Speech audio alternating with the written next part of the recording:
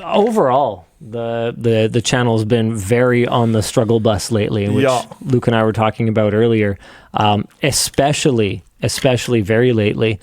Even WAN show today, it's like about three-quarters of what it would normally be. It's been, I reached out to YouTube about it because I was basically just like, hey, I'm not going to be one of those guys that's all algorithm.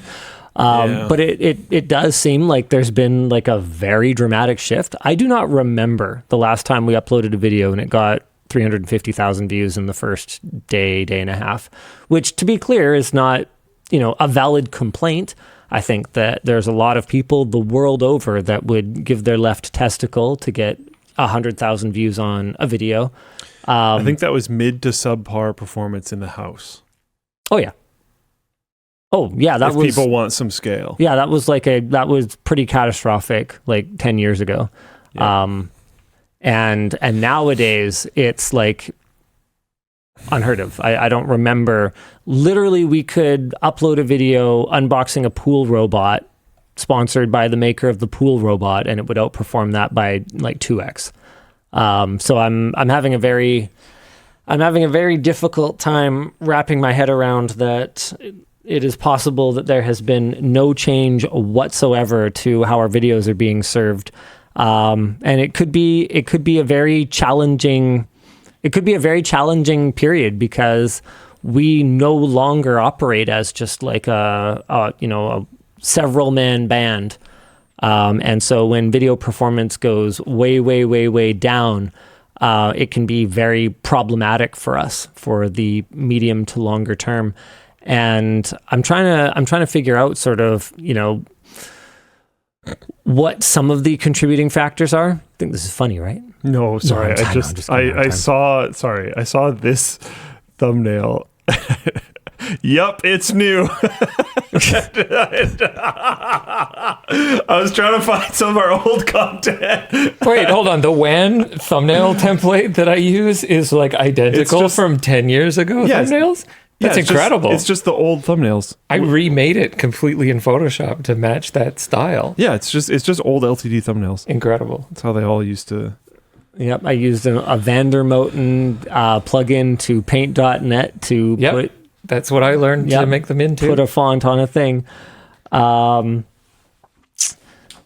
Anyway, what was I saying? It doesn't really matter. The point is that it's going to be a very interesting period over the next little bit, because if we have to adjust to a new normal where every video upload gets 500,000-ish like views, 10 years ago views, that's tough. Yeah, and I think we've got to do some introspection, right? Like I think we've got to look at the content and figure out, why it might not be resonating. I think that there's some new features on YouTube that maybe are not very compatible with our audience. One of the things that we might just kill is memberships on YouTube. So if you are a member on YouTube, then don't worry. Whatever month you are paying for at the time of the cancellation, I believe is refunded either prorated or in full. So you won't be like out anything. And we'll put up an announcement whenever we decide to make that change, and give you guys a chance to switch on over to Floatplane, where you guys can continue to get behind the scenes and early access to select pieces of content and all that kind of stuff.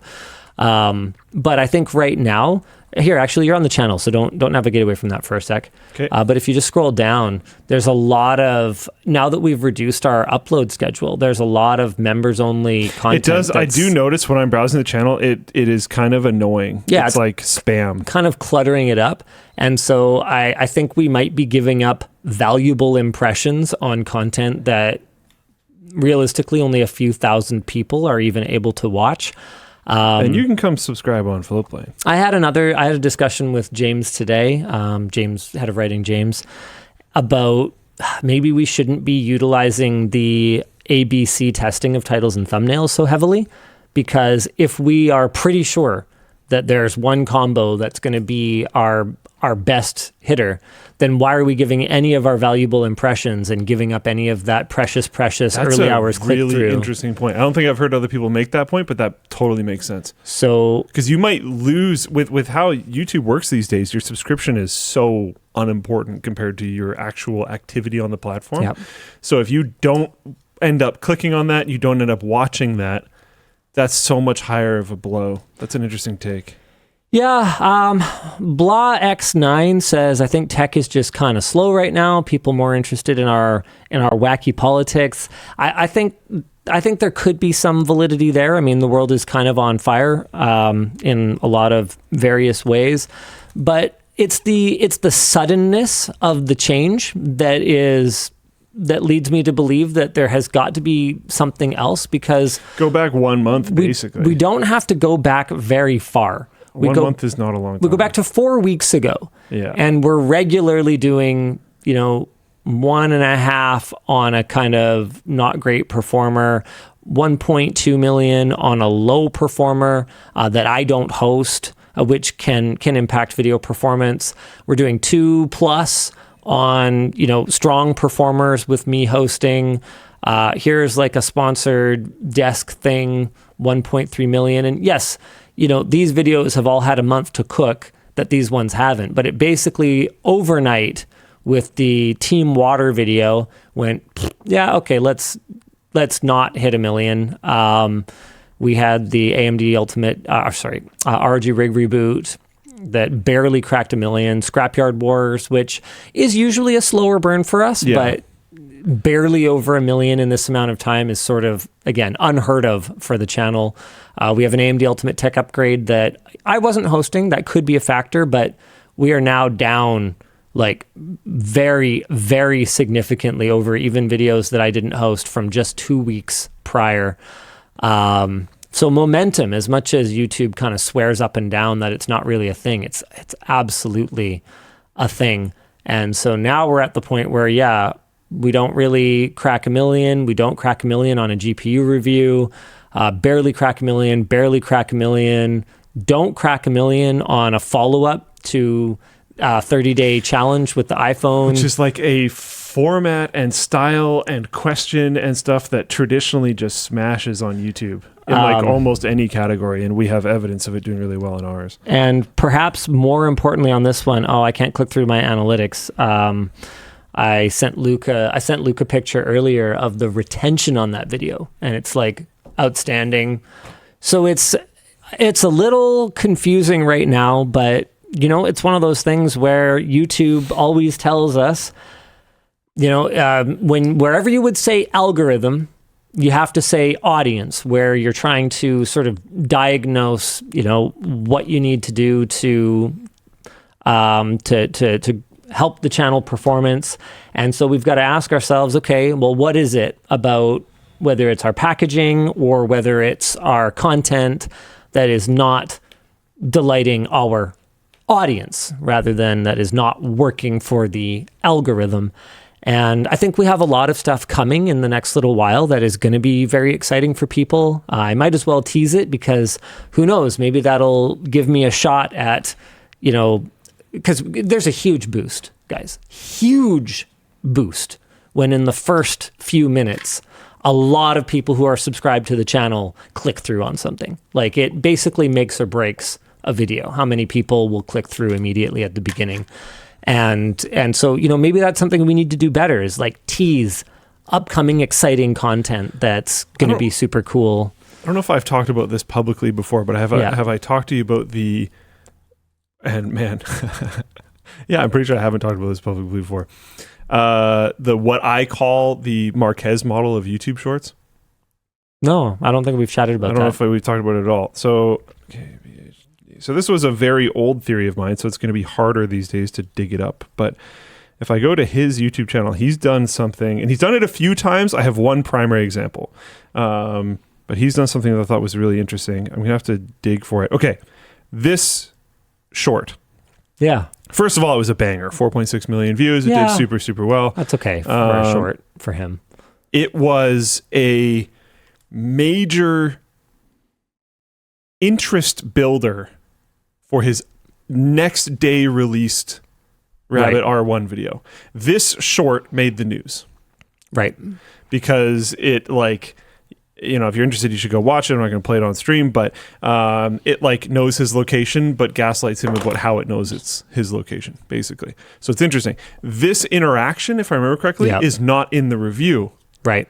It's purely like phone filmed additional fun content that built pre-interest for the video, was released as a short very quickly before the video came out. So it primed people for like, this is top of mind, and then his review comes out and they click on it. So we've tried that. He's smashed that a few times.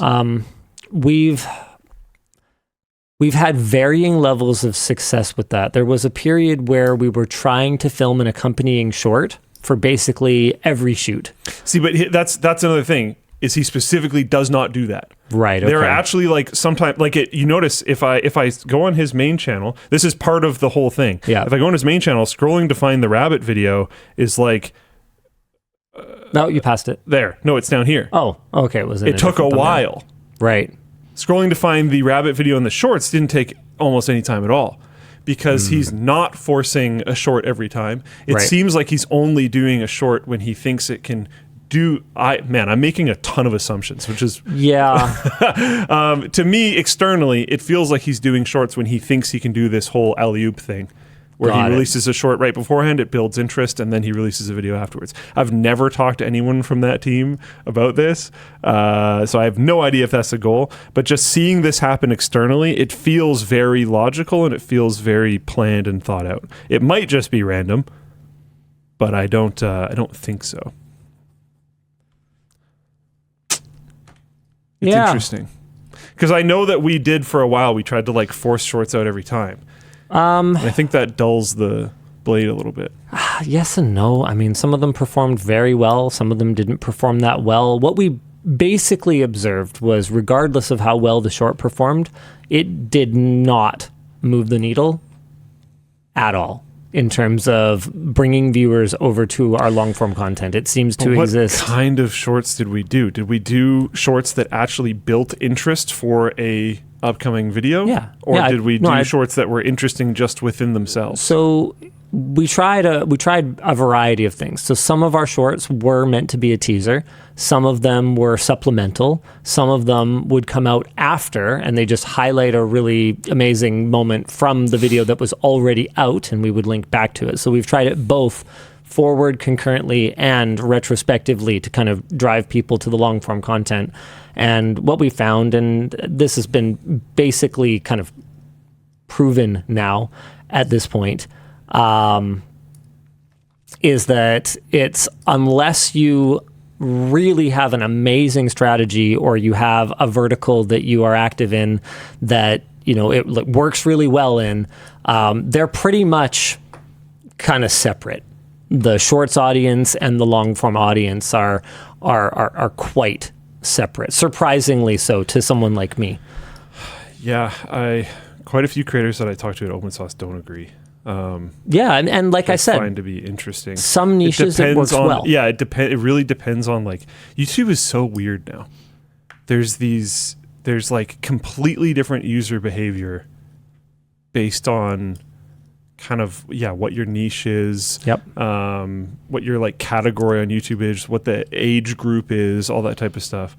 And it's not necessarily what you'd expect. Like, you look at shorts and you're like, okay, Zoomers. Not really. Not necessarily. No. It's really not that simple. But how they interact with them might then be different. Yes. Maybe one age group is, or one demographic within one age group happens to follow up and watch the next thing a lot. Maybe another age group just only ever watches, or another age demographic within an age group only ever watches shorts and they don't care. Doesn't matter if there's a cool video coming, they'll only watch shorts. Who knows? It's weird. It's kind of odd having them both exist on the same platform. It really is, because they do feel like very, very different user experiences. And I think a big part of our challenge too is that the variety on our channel is so wide. Mm-hmm. I think that you could use your shorts as a much better funnel. Say, for example, you were a programming channel and your shorts are helpful little tips and tricks, and your long form is more of like a detailed tutorial. I could see that acting as a very excellent funnel. Whereas when what we're doing is kind of like a technology edutainment, then I don't really see how an interest in our short is necessarily going to whet your appetite for a more long form style video. I mean, a lot of what I see that is very successful in the tech category for shorts is, I don't know, it's something that I just I'd have a hard time figuring out how to use as a funnel into the type of content that we do. And maybe that's just something that requires more imagination. I don't know. Shorts are tough for me. And I mean, there's, if we're being completely honest and introspective, right? Like, we have a major brand problem right now. Like here, I'm trying to find, where is it? Control F, from the recent, wrong window. From Bent Bob, Tito, so Macho Nacho. His community post regarding the collab video with us had a high level of negative response. Like there's like a major, not small, part of the tech community that is just completely tuned out at this point. Like, we can never reach them again. Yeah. Way. Yeah. Okay. I see what you mean. Yeah. And so that's tough, right? Because that type of a poison is constant. And I'll be honest with you, I don't really know how to deal with it, right? Because no matter how many times we do the right thing, I can't fix that people are going to throw, the backpack warranty in our faces. Doesn't matter how many times we totally cover everyone who has a product or has trouble with our products. It just doesn't matter. It doesn't matter what the intent was. It doesn't matter what our actions have been. It just matters what, some snake put out to a very large number of people to poison their opinion, right? Yeah, it's unfortunate because like the labs, it feels like no matter what we do, we have this carried perception now. Like I get it. Obviously there's an error rate. It exists. We publish things with mistakes. Sometimes it happens.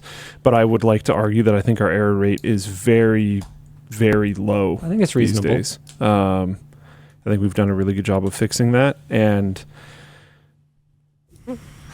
it doesn't matter. Like, there's that one comment that was on Reddit that I think I talked about last week, where the guy was basically like, it's okay if you watch their content for entertainment, but it's not okay if you try to like get information from it. It's like, what are you talking about, man? Like, I don't know. No, I get it. And like we have always said, you should look at multiple sources, but I think it's very valid to consider us one of those sources right now.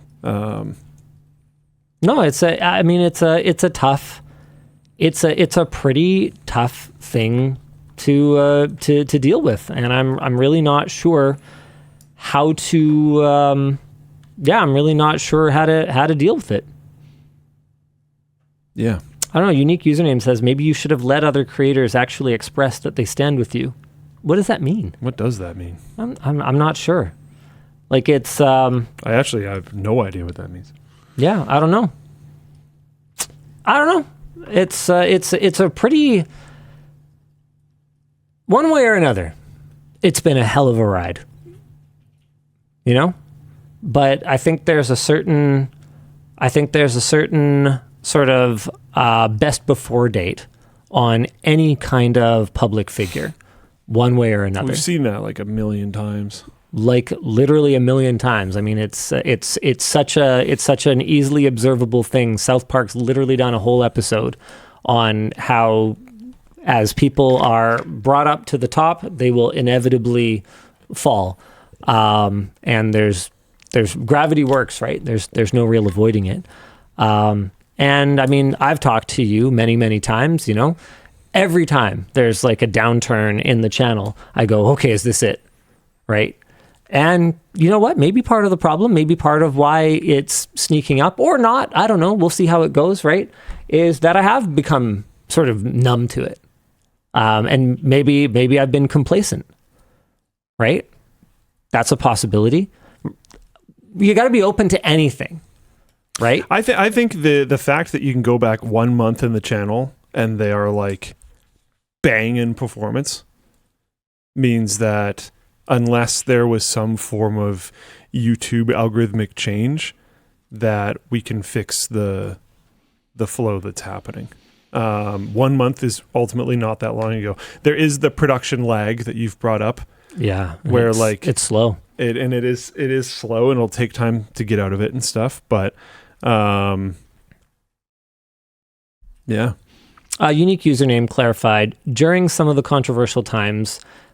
You took the high road and didn't want to stir the pot, even though your friends in the community told you they're happy to publicly endorse you. You told them not to.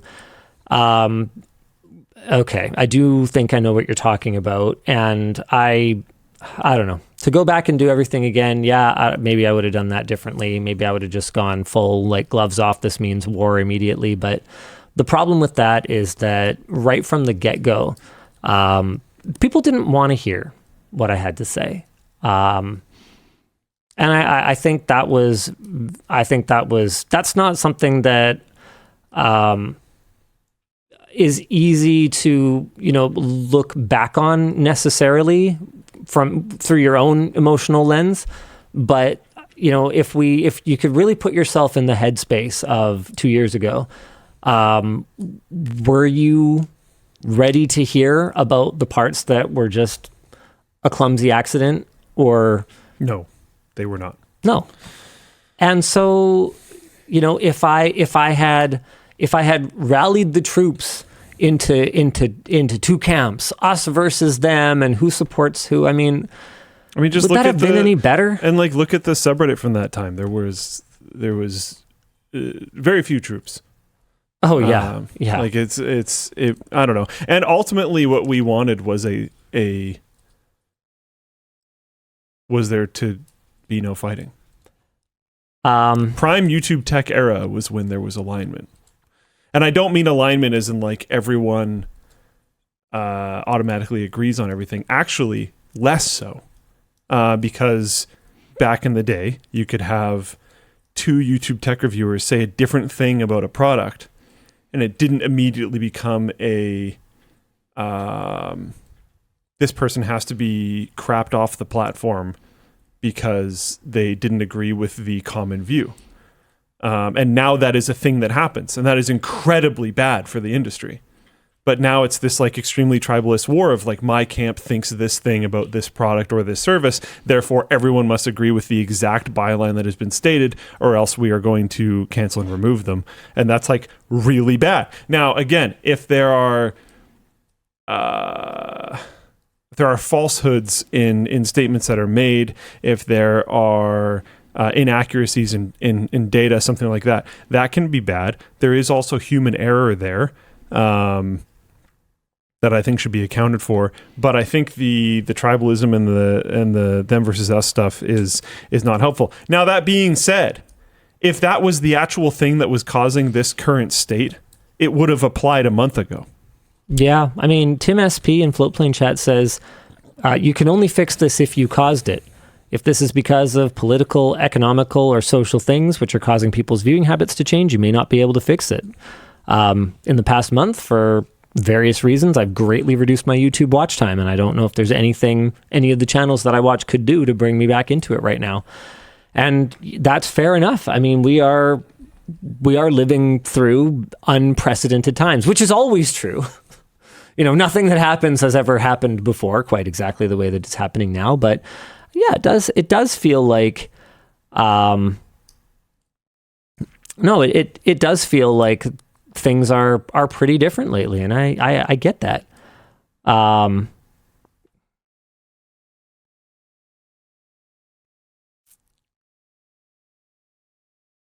Yeah, man, this is tough because it's challenging, right? Because if you listen to audience feedback, you are basically guaranteed to fail. And here's a great example. So this is from someone in Floatplane Chat who says, where'd they go? Oh, man, I hate the way that scrolls. There it is. I'm I'm just bored with a lot of LTT videos. I've seen all the let's build a PC videos that I could ever need. How many phones do we need? Anyway, the more interesting content is tech news and the WAN show. I miss watching you guys do custom builds. Okay, but you did. So wait, are we supposed to build a PC or are we not supposed to build a PC? And that's the kind of feedback, right? Is we get that a lot where people say, oh, you should go back to just like building PCs. And it's like, okay, so we'll do a video where we just build a PC. And it turns out that, as useless as LTT might be for actually learning anything, basically everyone who watches LTT has a pretty good idea of how to build a PC, and they don't really watch that anymore. They don't tune into it. And that's one of the reasons that we kind of got rid of doing super regular PC build guides like we used to. And we just upload once every couple of years how to build a PC, the last guide you'll ever need, because it has all the information you could possibly need to build a PC. And there's not really a whole lot else to say other than, to wait until the next major change in the industry. And we'll get you all the updates and we'll do a new revised version of it. Luke and I were talking about this before the show too. I think a big part of the challenge is that the PC industry has just kind of moved on from building your own PC. Like everything from the pricing structure to the marketing to the product development is, and it's always been more focused on system integrators. I mean, if you think Intel, has been more concerned over the years with what Joe custom PC overclocker thinks compared to what Michael Dell thinks. Come on, be real, right? But it does feel like to an even greater degree, and I think a great example of this is NVIDIA's GPU pricing. Like we just talked about just now, earlier on the show, how, okay, it's a small W, but there are some GeForce cards available at MSRP. And immediately it's like backlash. That's too expensive. It's like, yeah, okay, you know what? Yeah, you're probably not wrong. There are market forces at play that are kind of contributing to this other than just pure NVIDIA's greed. There's also TSMC's desire for profits, ASML's desire for profits. Anything built on the latest nodes is going to be exorbitantly expensive compared to what I think tech enthusiasts are used to. There's the competition for those recent node wafers in industries like AI, where investment money is flowing like water. So there's all these factors, but that doesn't change that the initial gut, immediate reflexive reaction from the PC gaming community is "F that," right? And it's like, okay, well, how do I deal with that? How do I talk about that in a way that doesn't just kind of turn all of us off? And so back to my point about the pricing, right? Is if you're buying a whole system, and if all these companies are basically gearing their strategy around system builders, that difference going from a 70 class card being like $380 to now being $550, well, that was probably going in a $1,500 PC.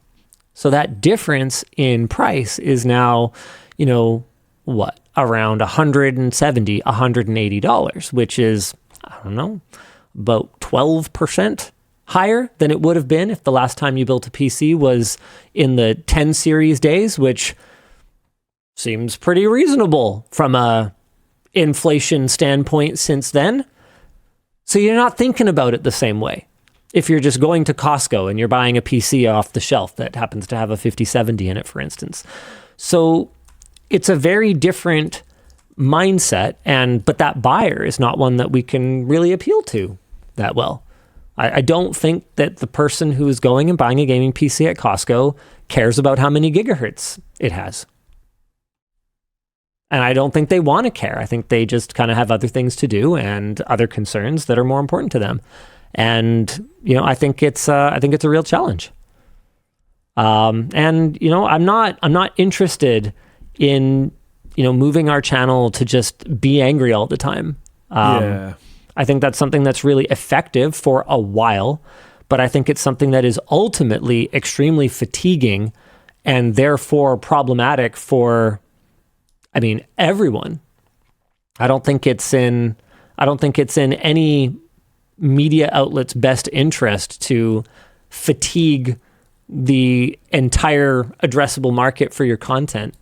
But it feels like it's happening. Techie93 says, yeah, it makes sense if you just look at inflation, but if you take into account the amount of just expendable income now versus then, it does change the story a lot. And it totally does. But it depends on who we're talking about, right? So the recovery has been very, very K-shaped, as they say, which is to say that in the lower income brackets, it's been awful and people's spending power has gone way down.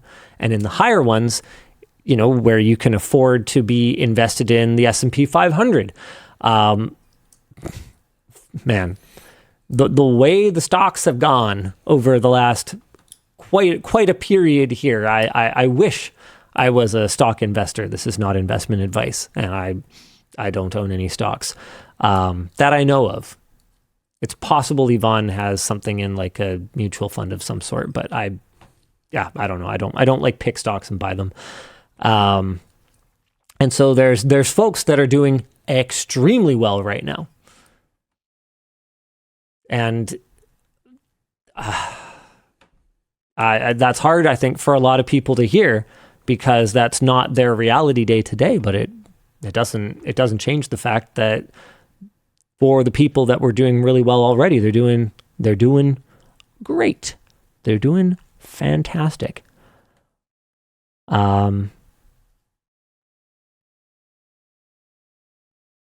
Yeah. What do you think? I stick my foot in my mouth super good, as usual? Like, I'm trying to real talk with them. Think today? It's working? Today. Or it's kind of my what time frame are you talking? It's kind of my skill. Because I think you've done that a bunch of times. But I honestly, I really don't think like that really to me doesn't make any sense as like the what's causing what's happening right now. I think that's a fairly nonsensical argument, to be completely honest, because why wouldn't that have impacted it a month ago? Like that's if you can't beat that statement, then what are we even talking about? Because that is all relatively old at this point. So why are we still like the marching orders for dealing with that was basically just get better. And we've been working on it and in a lot of ways accomplishing it. There are still problems and we're still working on it. But I don't think honestly, these videos didn't even include labs. Well, the 50-50 one did, I guess. Yeah. And I thought the team did a pretty good job. I didn't see any comments about inaccuracy issues or things like that. So no, it's a good review. I don't think that's what caused this. Something else is going on, whether it's YouTube algorithm or whatever else, I don't know. But I think focusing on that is focusing on the wrong thing. Okay, to be clear, not that we shouldn't continue working on improving in those aspects, but focusing on that as the thing to focus on and fix right now because of the thing that's currently happening with low performance on the channel, I think is misleading. Yeah. I don't know. We'll soldier on. We always do. I think the most important thing is, from the laws of making good videos is to have fun.